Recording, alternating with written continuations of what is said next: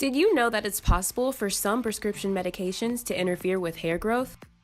It's true.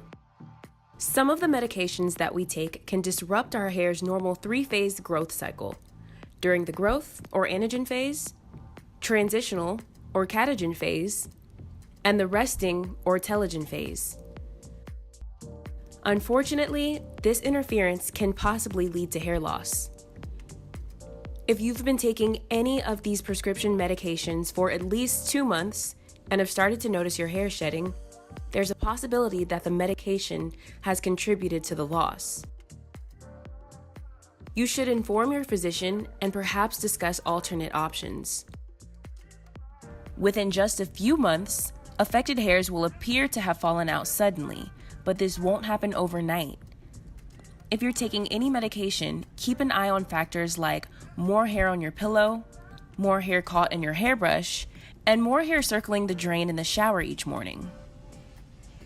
Hair loss can have a significant negative impact on self-esteem, body image, and self-confidence.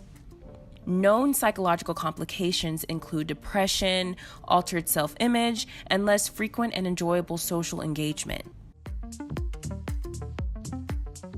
Many people retreat from social situations, have diminished work performance, and even alter their healthy living, avoiding exercise, overeating, or not treating medical illnesses, all due to their hair loss. The most important thing to note is that hair loss caused by medications is typically reversible. If you've recently begun taking a new medication and have noticed hair thinning or hair loss, talk to your doctor about switching to another medication. Certain treatments like platelet-rich plasma and microneedling with growth factors, biometric peptides, low-light laser, or a scalp detox may be options for you to consider.